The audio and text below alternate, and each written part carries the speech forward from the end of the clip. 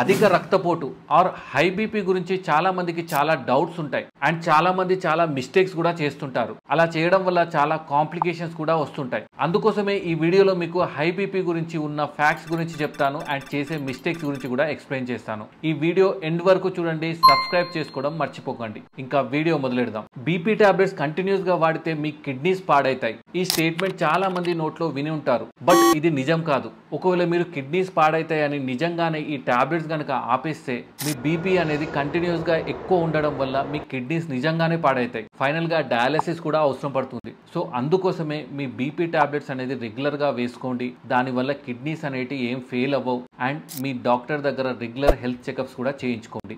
BP ఎవరికైతే ఎక్కువ ఉంటుందో వాళ్ళందరిలో లక్షణాలు ఉంటాయి. హైపర్ టెన్షన్, అధిక రక్తపోటు అనేది ఒక సైలెంట్ కిల్లర్. ఎందుకంటే బీపీ ఎక్కువ ఉన్నా కూడా లక్షణాలు ఏం ఉండవు. మీరు వినే సడన్ హార్ట్ అటాక్ కి ఇది ఒక కామన్ రీజన్. సో మరి దీన్ని కనుక్కోవడం ఎలా? ఒకటే సొల్యూషన్, అదేంటంటే రెగ్యులర్ హెల్త్ చెకప్స్ అనేది చాలా ఇంపార్టెంట్. ఒకవేళ మీకు ఈ చెకప్స్ లో బీపీ కనుక ఎక్కువ ఉంటే టాబ్లెట్స్ వాడండి. ఈ రెగ్యులర్ హెల్త్ చెకప్ ఏదైతే ఉందో అది చాలా లైఫ్స్ ని సేవ్ చేస్తుంది.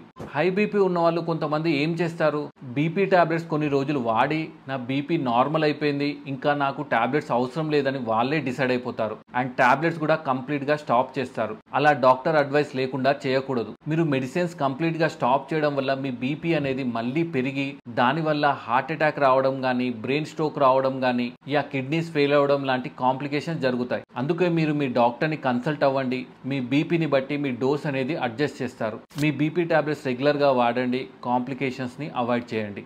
మీ బీపీ కంట్రోల్లో ఉండాలంటే సాల్ట్ తగ్గిస్తే సరిపోద్ది. ఇది తప్పు. మీ బీపీ కంట్రోల్లో ఉండాలంటే మీరు సాల్ట్ ఒక్కటే తగ్గిస్తే సరిపోదు. దానితో పాటు డైలీ ఎక్సర్సైజ్ చేయడం, హెల్తీ ఫుడ్ తీసుకోవడం, మెయిన్లీ ఫ్రూట్స్ అండ్ వెజిటేబుల్స్, అదే కాకుండా బ్యాలెన్స్డ్ డైట్ తీసుకోవాలి, స్ట్రెస్ కూడా తగ్గించుకోవాలి అండ్ ఫైనల్ గా రెస్ట్ అనేది చాలా ఇంపార్టెంట్. మీ నిద్ర అనేది మినిమం 7 to 8 hours ఉండాలి. ఇవి ఫాలో అయితే మీ బీపీ అనేది మంచి కంట్రోల్లో ఉంటుంది. సాల్ట్ ఒకటి తగ్గిస్తే సరిపోదు. అర్థమైంది కదా? ఇప్పుడు నేను చెప్పిన ఈ ఇన్ఫర్మేషన్ అంతా మీ ఫ్రెండ్స్ అండ్ ఫ్యామిలీకి షేర్ చేయండి. హెల్త్ అవేర్నెస్ పెంచండి. Thank you.